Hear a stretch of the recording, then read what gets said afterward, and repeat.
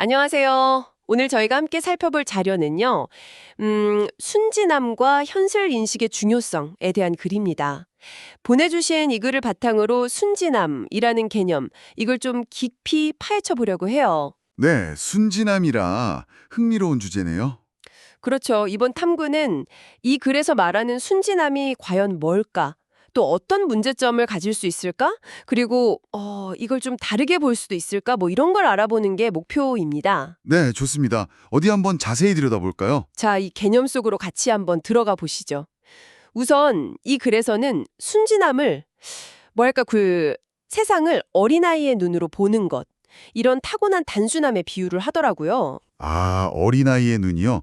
그러니까 모든 걸 아주 단순하게, 순수하게 본다는 거죠? 네, 맞아요. 모든 게 진실하고 해롭지도 않고 다 친절하고 이렇게만 본다는 건데 근데 그래서는 이런 태도가 세상에서는 좀 안쓰럽거나 심지어 어리석어 보일 수도 있다 이렇게 지적해요. 그렇죠. 그냥 안쓰럽다, 어리석다 여기서 끝나는 게 아니고 이 글은 순진한 태도가 가져올 수 있는 어떤 실제적인 결과들?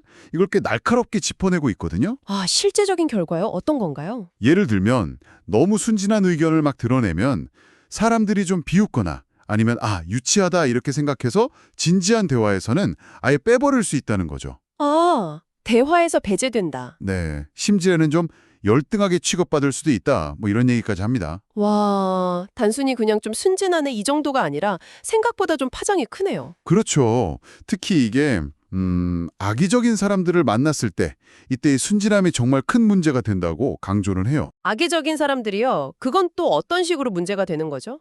글쎄요, 이 글에 따르면 순진함의 특징이 거짓이나 불성실함을 모르고 모든 것을 왜곡 없이 받아들인다는 거잖아요. 네네, 그렇죠. 근데 이기적인 사람들이 이걸 딱 보고 이용하기 좋다고 생각하는 거죠. 불공정한 의도로 접근해서. 아, 이용한다. 네. 정신적으로나 뭐 건강상으로나 심지어는 재산상의 피해까지 입힐 수 있다는 거예요. 쉽게 속거나 함정에 빠뜨릴 수 있으니까요. 아, 정말 안타까운 결과네요. 그렇게 좀 힘든 경험을 하고 나서야 비로소 세상이 마냥 이상적인 곳만은 아니구나 하는 그런 뭐랄까 건강한 시각 이걸 갖게 된다고? 네, 맞습니다. 그래서는 이걸 건강한 시각이라고 표현하면서 이런 경험을 통해 어린아이 같은 특성에서 벗어난다고 보고 있죠. 그러면서도 흥미로운 건 순진함 자체는 이기심이 없다고 딱 선을 긋는다는 점이에요. 감정이 미성숙한 지성보다 우세한 상태라고 보면서도요. 네, 맞아요. 그 점이 중요합니다. 어리석어 보일 수는 있어도 그 마음 자체에 나쁜 의도는 없다는 거죠. 그런데 이 글이 진짜 하고 싶은 얘기는 여기서부터 좀 달라지는 것 같아요. 약간의 반전이랄까요? 어떤 점이 다른가요? 지금까지 얘기했던 그런 현실에서의 순진함과는 좀 다른 차원의 이야기, 다른 종류의 순수함에 대해서 말하거든요. 다른 종류의 순수하며? 네. 우리의 가장 높은 이상에 대해서는 오히려 절대적으로 순수하고 아름다운 어린아이 같은 특성, 이걸 꼭 간직해야 한다고 말해요. 이건 뭘 의미하는 걸까요? 바로 그 지점이 이 글의 아주 핵심적인 구분이라고 할 수 있겠습니다. 그러니까 세상 사람들하고의 관계, 일상적인 관계에서의 순진함은 좀 경계해야 하지만 네, 그렇죠. 경계해야 하지만 어떤 절대적인 가치나 존재, 그래서는 섭리라는 표현을 썼죠. 아마 세상을 움직이는 어떤 거대한 힘이나 원칙 같은 걸 의미하는 것 같은데요. 그런 것 앞에서는 태도가 달라져야 한다는 겁니다. 섭리.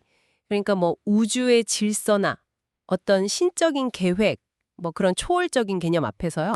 네, 아마 그런 맥락으로 이해할 수 있을 것 같아요. 그런 절대적인 힘 앞에서는 우리가 아주 보잘것없는 존재라는 걸 인식하고 깊은 겸손함, 그리고 사랑, 성실함, 순수함, 또 절대적인 신뢰, 이런 걸 보이는 것이 마치 진정한 자녀로서의 마땅한 태도라고 이야기하죠. 아하.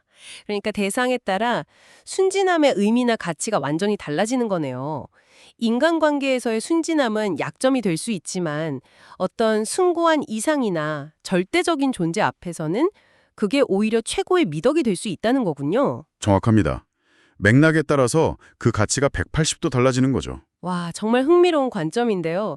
결국 오늘 우리가 살펴본 이 자료는 순진함이라는 한 단어 안에 상당히 다른 두 가지 얼굴이 있다는 걸 보여주는 것 같아요. 네, 맞습니다. 아주 복합적인 특성인 거죠. 현실 세계에서는 우리를 좀 취약하게 만들고 그래서 잘못된 판단으로 이어져서 해로울 수도 있지만 그렇죠. 또 어떤 더 높은 차원의 이상이나 뭐 절대적인 존재를 향할 때는 그 순수함과 신뢰가 오히려 가장 가치 있는 태도가 될 수 있다.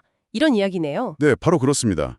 그래서 이 글의 논의가 결국 우리에게 또 이걸 듣고 계신 당신에게 어떤 질문을 던지고 있는 것 같아요. 아, 질문이요? 어떤 질문일까요? 글쎄요, 이런 거 아닐까요? 이 글이 한편으로는 정말 소중하다고 말하는 그 진실함, 열린 마음. 이걸 우리가 어떻게 지켜나가면서 동시에 또 다른 한편으로는 세상의 여러 위험으로부터 우리 자신을 보호하기 위해 꼭 필요하다고 경고하는 그 현실인식, 분별력.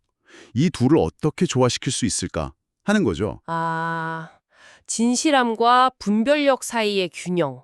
정말 어려운 문제인데요. 네, 당신의 삶 속에서 또 여러 관계 속에서 어디까지가 건강하고 필요한 신뢰이고 또 어디서부터가 우리를 해롭게 만드는 순진함일까?